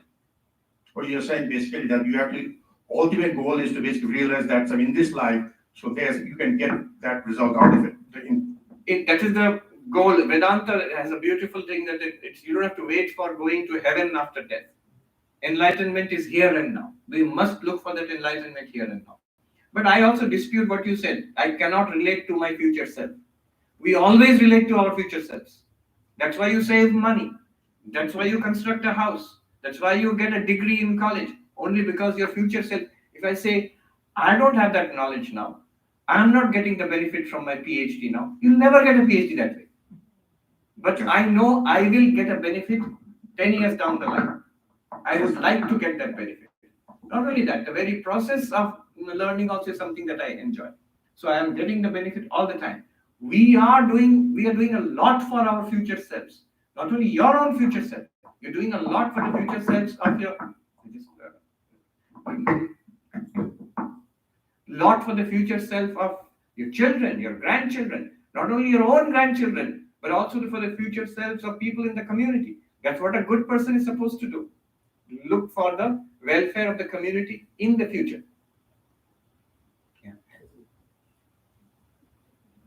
But more than every other path, the advantage of this is more than every other. Okay, we will take the question. We will take one question. More than every other path, the advantage of this path is it promises enlightenment and freedom here and now, in this very life. In contrast to all the other paths, which are open-ended and vague. It is rational. It is based on experience. Not only that, it makes a claim that what you are trying to achieve here is already achieved. You keep saying my 0 point, my initial state. Right now, at your so-called 0 point initial state, you are limitlessly Brahman. When you realize, you will not realize, oh, I was a fool then, now I am Brahman. You will realize, I always was this. How come I did not see it at that point? It's really worth seeing it. Making that breakthrough and realizing that I am Brahman. It's a very worthwhile path. It's not something it's a huge payoff after many lifetimes of hard effort. That's very demotivating. But it's not a huge payoff after many lifetimes. It's now, and the payoff keeps coming all the way down the path.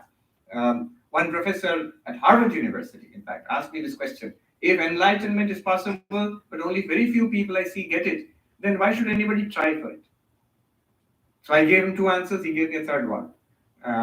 Very good answers. The two answers I gave was, one is everybody will get enlightenment.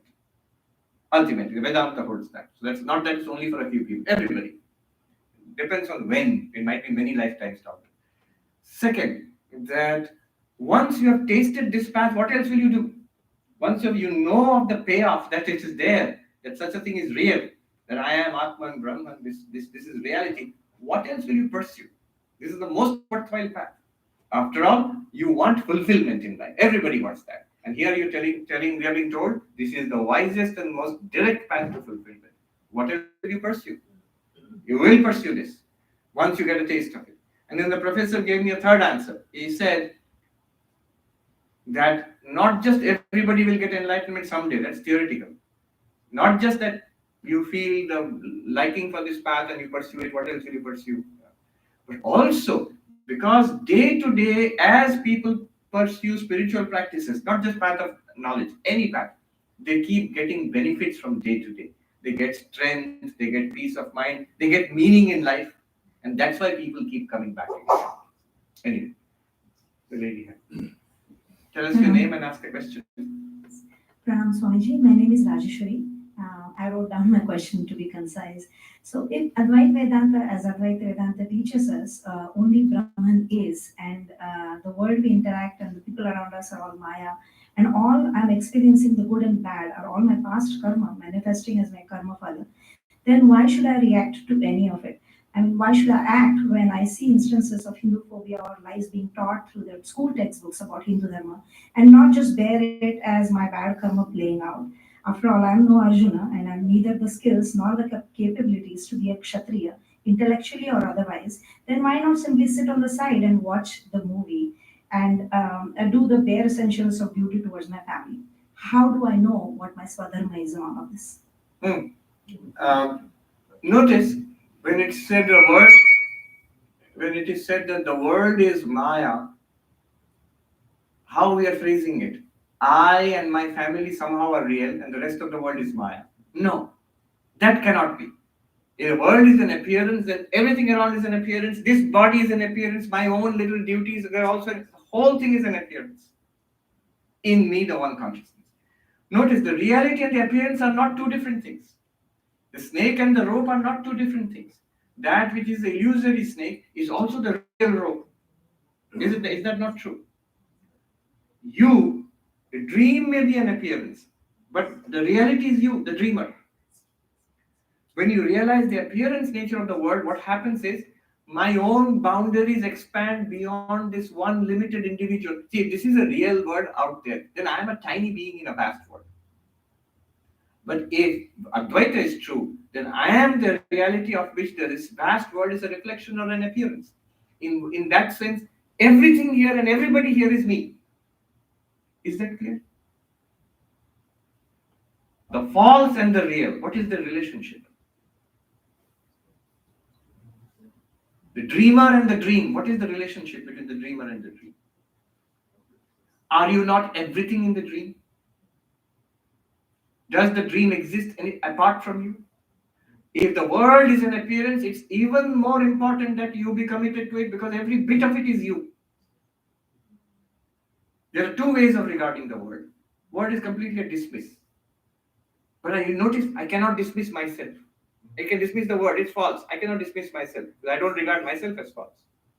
But Advaita Vedanta is telling you, you, the real self, is this world. Everybody here is this world. This was the one very interesting letter. Pramoda Das Mitra, he was a great scholar in Banaras.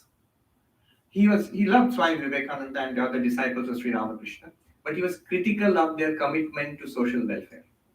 So he wrote a letter. We don't have the original letter, but we have a reply from Swami Akhandananda, who had started an orphanage. And in Sargachi, he was feeding people afflicted by famine.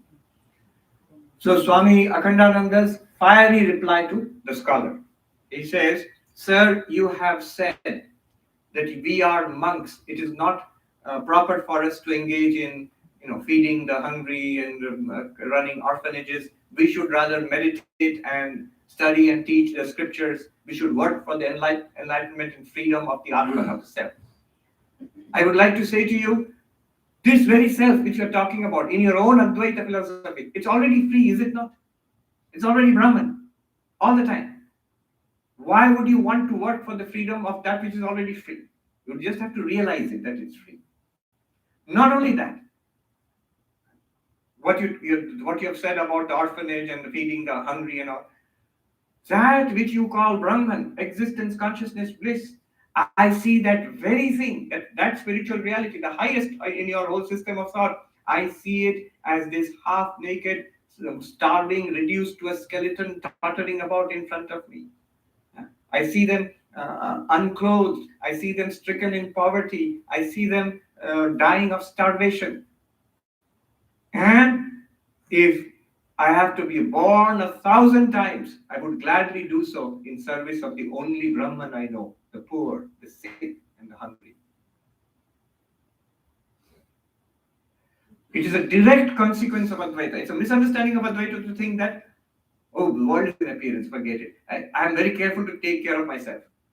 World is an appearance. No, the world is an appearance, so am I. And notice, I cannot dismiss myself. If you cannot dismiss yourself, the conclusion of Advaita is everybody is you. You cannot dismiss anybody. So the ethical, the implications of Advaita are tremendous. The whole world is your own. You cannot dismiss anybody. So your service to society, to the community, is a spiritual practice.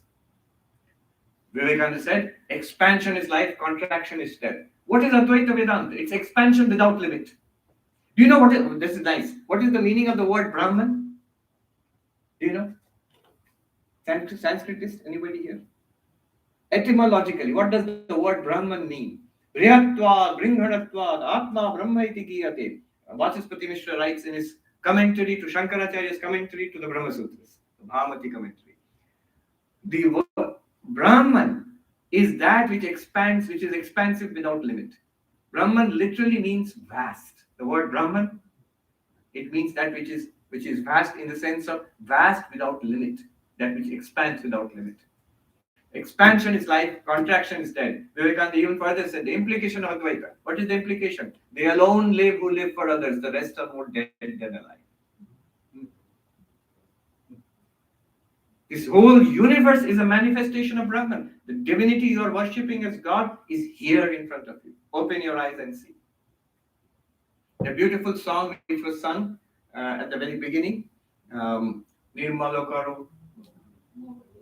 That one, or that Acho Tumi Anolo Anile Chironapan. So the Lord, you are in the fire, in the sky, in the wind, in the earth.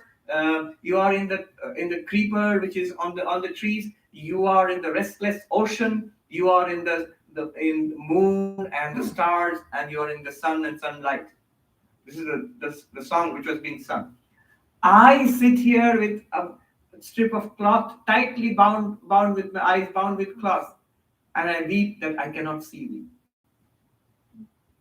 So the enlightened one sees one divine radiance everywhere and tries to serve that divinity to the best of his or her ability, as long as there is a body and mind. Vivekananda said, what is the implication of Advaita? Let vision cease. If you want to let go everything, as Sri Ramakrishna said, the salt down into the ocean, you can do that, wonderful. But if you cannot, let vision cease. Or if you cannot, then dream but better dreams, which are eternal love and service free. If you must go on dreaming, then dream the best possible dream. What's the best possible dream? What's the greatest possible life you could lead? He says eternal love and service free, unconditional service. I will give and never look back. Vivekananda says, give and do not look back. For whosoever looks back, his ocean dwindles to a drop. So this is the manifestation of Advaitic knowledge. This is, if you want to live Advaita, live in this vast, limitless way. Just one addition and stop. The greatest, yeah, I'll come to you. Don't forget your question. The greatest philosopher of our time is somebody you've probably never heard of. Derek Parfit. Has anybody heard of Derek Parfit? No? Nobody. Yeah, that was to be expected. He was in Oxford. He died last year, I think. Just now a book has come out about him. He hardly wrote anything. He wrote just one or two books. Very extraordinary character, Derek Parfit. But why is it relevant to this is, what was the conclusion of his lifelong work in philosophy?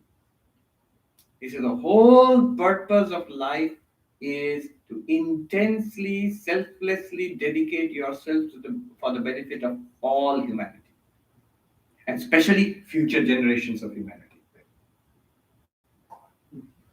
His conclusion, and he did this logically.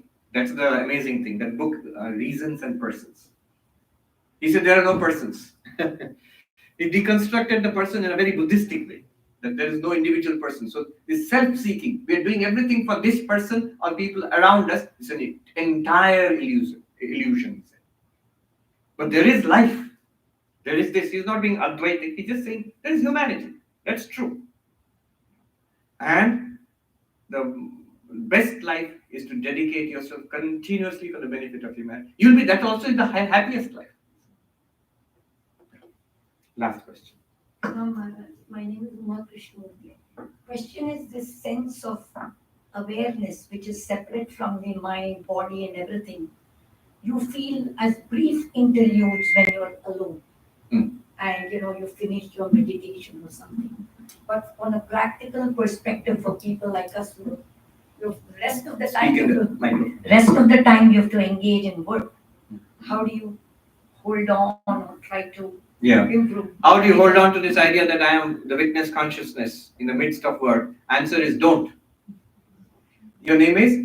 Uma Krishna. Uma. When you are working, very busy, are you continuously repeating to him, I'm Uma, don't forget, I'm Uma, I'm Uma. Do you repeat that? No. Why don't you repeat it? Aren't you afraid of forgetting? No, you're doing your work. Yeah, but why aren't you repeating your Uma nature? Aren't you? Is it because it's there? You have no fear of forgetting it at all. There is no need to remember it also in the middle of the work that Uma does. You don't have to keep remembering I'm Uma. Exactly said. It's like that. When we realize that we are this limitless awareness, there is no chance of forgetting it. No need of holding on to it also in the middle of work. When this shift says, I said, what is the upshot of all these discussions? Change the identification with the body-mind to awareness. This changing of the awareness will become steady and effortless after some time. Before that, an effort has to be put in through these meditation techniques and all. Once that shift has happened, then you don't have to put any effort. In fact, one monk said, and this exact same question was asked by one young monk to a non-dualist master in Kankal, Haridwar. So the person said, after all these discussions, at least this much I have to keep in my mind, that I am Brahman, like pure consciousness. I am Brahman. This much, ye to yaad rakhna hai. And the monk who was, this has to be remembered. And the monk who was teaching, he said, yahi to yaad nahi rakhna hai. This is what you must not keep your mind on. See, if you are keeping your mind on that, huge mistake. We have somehow thought this is an amazing knowledge which I have gathered. I must hold on to this knowledge. Don't. That's still the mind. The effort should be using the mind to see what is beyond the mind. What is beyond the mind? You are. Once that is seen in the mind itself, nothing more needs to be done. If you feel you are getting swept away by the world, it's always available to you. Become centered again and then act from that. After some time, you won't have this problem. But initially, that's a long story. Initially, listen and reason it through. And then stay with it. And support all of these endeavors. Support it with Karma Yoga, Bhakti Yoga, and Dhyana, meditation or Raja Yoga. These supports are very essential. Karma Yoga will give us deep selflessness. Bhakti Yoga will give us a deep devotion and centeredness in God. And Raja Yoga, Dhyana, will still the mind. With a devoted, stilled, purified mind, this knowledge will come just like that. Very easy. Without those practices, this knowledge will be a painful struggle. We will keep getting swept away by the world otherwise. That's a good point on which to end. Om Shanti Shanti Shanti Hari Om Tat Sat Shri Ram Krishna Arpanamastu. Your announcement to make? I just add one thing before the announcement. What we'll do next? Those of you who have created interest in this book, just look up the series of talks, the 44 talks which are available on YouTube. Hold this book and go through those talks. You'll get a thorough explanation. And do it maybe one class every day, not one every 2 months. All right. Now, for the next year, there's an interesting book which I'm going to teach, which I already started actually. It's called The Nectar of Supreme Knowledge. The Nectar of Supreme Knowledge. It's an English translation of a Bengali translation of a Sanskrit summarization of a vast Sanskrit work. So The Nectar of Supreme Knowledge, the translation by Swami Sarvapriyanandaji. It was out of print for a while, but now it's just available now. Ashram will also work towards getting some copies. You can get it directly also. It is a translation by Swami Dhireshananda, a senior monk of our order, who translated a book called Yoga Vashishta Sara, the essence of Yoga Vashishta. About 233 verses. It's a small book, but it's like the essence of a much vaster work. Yoga Vashishta is the dialogue between Vashishta and Ramachandra, the young prince Ramachandra, before the rest of Ramayana happens. Before that, the story goes that Ramachandra, the prince Ramachandra, suddenly became depressed. He was not interested in the world. Doesn't want to be a king. He wants to go away to the forest and meditate and become enlightened. Then the king Dasharatha is worried, who will take care of the kingdom? If only he knew what will come later on. So, and then he tells Vashishta the sage, please talk to the boy, make him understand. And so Vashishta goes and asks Ramachandra, I am glad to know that you want to become enlightened, but this Brahman you want to realize, is the world, this kingdom, apart from that Brahman? Or is that Brahman here also? Then why would you want to go away to the forest and give up all this and try to become enlightened? And so the dialogue starts. It's 30,000 verses, full of amazing stories and whatnot. Tremendous. But the huge book, the essence, the spiritual essence has been distilled in this small book, Yoga Vashishta Sara, of which we now have an English translation, The Nectar of Supreme Knowledge. It's further enriched. Swami Dhireshananda, the translator into Bengali, he poured in a lot of Vedantic knowledge as notes. So those notes have also been translated into English. That's why when we will go through the book, we will not only get the essence of Yoga Vashishta, but a lot of additional insight into non-dual Vedanta. I want to do that starting next year. Thank you. Announcements.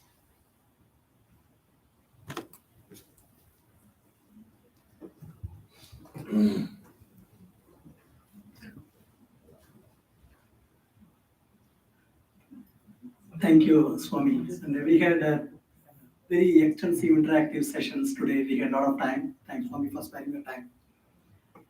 A few announcements. For the benefit of people who came later, I mentioned this earlier. Swami visits us every alternate months almost. And we also have several Swamis from elsewhere, from US, different Vedanta centers, as well as visiting from other places in the world. They come here regularly. Literally every single month, we have one session by Swamis. So we publish all the programs very well in advance, at least 2 months in advance in our website, and also send the communications to all the registered members by email. So if you, some of people who are new, who have not registered, if you would like to be in our mailing list, please feel free to register your name in the front desk. And also,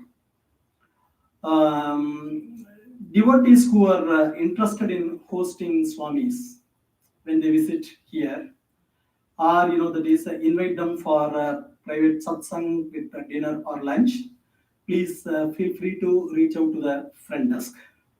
And we also communicate this. We have some pre-identified contacts in the email we sent out. You can see the contacts. You can reach them out also if you are unable to register today. And for the full day programs or some various events, we also, that is provide prasad, and basically it's potluck. If you are interested in participating in the potluck, also please reach out to the contacts in the email, or you can reach out to the front desk. We continuously organize food drive and non-perishable canned foods. It basically goes to the poor, and people here in the community. So we keep the boxes in the front, and that is, if you would like to, contribute non-perishable food, feel free to drop at any time. And one another thing is, several of the devotees, are very senior citizens, and they may not be looking at the emails, or they may not be looking at the website. And if some of you wants to be called and reminded about the forthcoming programs or just before that, please feel free to just mention your interest on that, so that somebody will call you. And having said that, and also if you feel that you don't want to be called, that is because you are at work, or that is you regularly see the emails or website and all that, please do that also. That is so that we don't call you. We don't call normally, but just in case if you don't want to be called, mention that too. Finally, that is the center is run by devotees, all of us. It is our center. We organize all the programs and everything, take initiative and do that. And we would request you to participate, register, participate, come forward, and be very active part of our center. You can volunteer, that is express your intention, that is our interest, feel free to actively participate. And finally, that is we have about $200,000 loan for our center, that we need to repay. And also we are planning to construct a residential unit annexing to our center, for visiting Swamis to stay in the near future, and also at some point in the future for the residential Swamiji to stay. So, no amount is small, and that is whatever the thing you can do, depending on your capacity at any point in time, you can feel free to do so. Reach out to front desk at any time. And thank you all today, that is for coming. And we will have a very short break, less than 5 minutes, to just stretch. We have been here for about 2 hours. So we will have Aarti immediately after the small break. Then followed by that, we will be having meditation. Then we will adjourn for the day, and you can take prasad on your way to go. And food drive I mentioned already. Yeah. So thank you. And that is, let's wait for the break. Take a small break and assemble for the